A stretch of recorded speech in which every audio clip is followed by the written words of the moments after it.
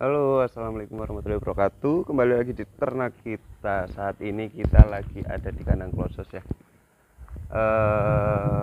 Hari ini kita mau membahas tentang kebutuhan air dan instalasi air pada kandang klosos 2 lantai 120 kali 12, populasi 46.000.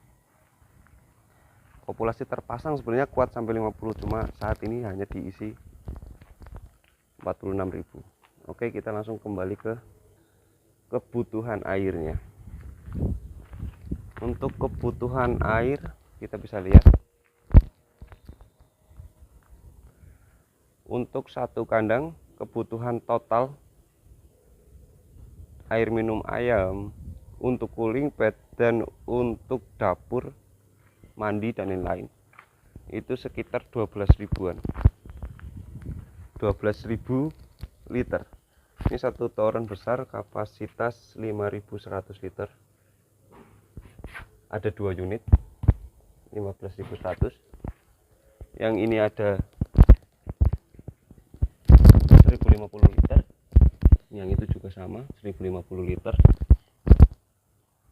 Lanjut kita ke instalasi airnya. Jadi dari sumur bor melewati pipa ini masuk ke toren induk.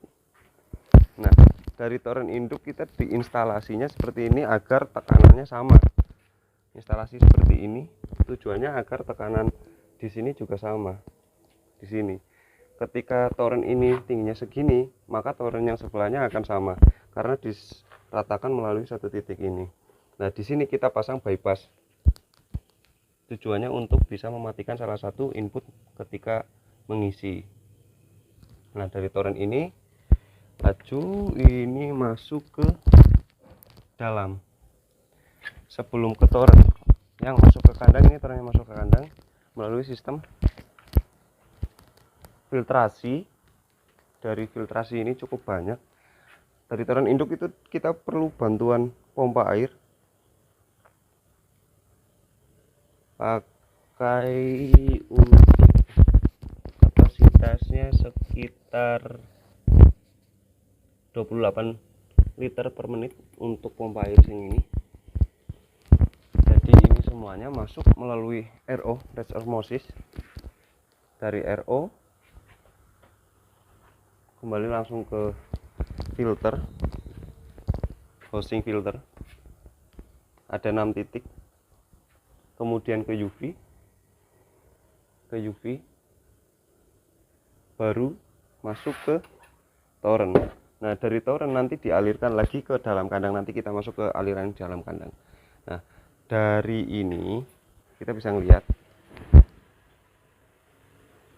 untuk filtrasi secara perawatan ada beberapa bypass yang terpasang agar bisa kita hentikan ketika salah satu dari pompa ini nggak dipakai atau salah satu trouble dalam perbaikan atau apa, kita pasang bypass di sini.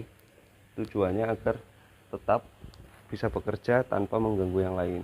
Nah, untuk perawatan filter ini, hostingnya di dalam itu baiknya seminggu 2 kali untuk diganti atau dibersihkan.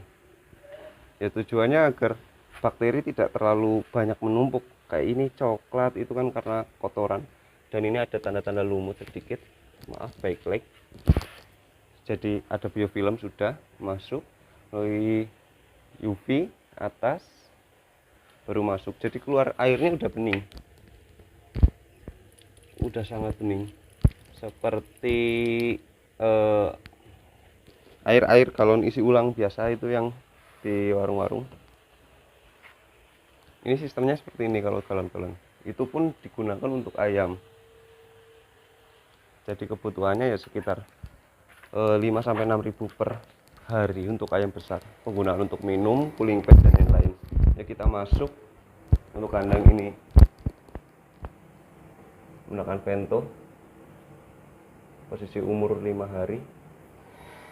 Kita masuk lagi. Nah, setelah tadi dari tempat toren masuk ke kandangnya melewati satu pompa untuk satu lantai, satu toren untuk satu lantai, dan ditarik dengan pompa menggunakan sistem otomatis. Jadi ketika penggunaan atau kebutuhan air minum meningkat, otomatis di dalam kandang airnya berkurang, sehingga memicu untuk pompa nyedot air masuk ke dalam. Nah, dari pompa masuk melalui hosing. Nah, kalau di kandang ayam, hosing ini bisa diganti, tidak jadi filter tapi menjadi hosing klorin. Jadi ini dicopot tapi dengan pemasangan yang input dan output dibalik. Jadi outputnya nanti beralih ke input, inputnya beralih ke output. Tujuannya agar air yang masuk dari sini dorong dulu ke bawah, baru ketarik ke atas, terus masuk. Di sini ada untuk cuci cukup besar, ada water meter. Selama 4 periode udah 35.986 liter yang terpakai per lantainya. Nah, ini juga dosatron, tujuannya sebagai pencampur obat. Nah, ini harusnya ada bypass di sini, tapi ini kerannya hilang. Jadi masuk ketika dosatron yang digunakan ini ditutup, sini dibuka, sini dibuka, dan ini campurlah obatnya. Sini masuk, begitupun sama. Kemudian masuk ke dalam kandang.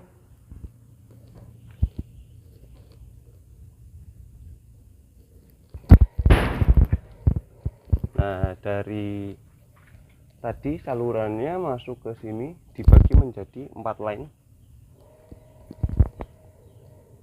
4 line nipple, 1 2 3 4.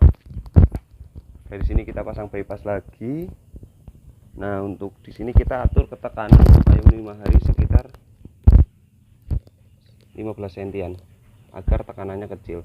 Untuk ngatur tekanan lagi ada di regulator bawah, kita putar sesuai dengan tekanan yang dibutuhkan untuk umur ayam. Untuk ayam kecil kan tekanannya rendah, kita lihat contoh untuk tekanan ayam kecil segini kurang lebih, jadi kecil, jadi memungkinkan untuk ayam kecil mematuk nipple. Jadi kalau tekanan yang terlalu besar kan otomatis ininya keras, ayam kecil nggak akan kuat matuk, seperti itu.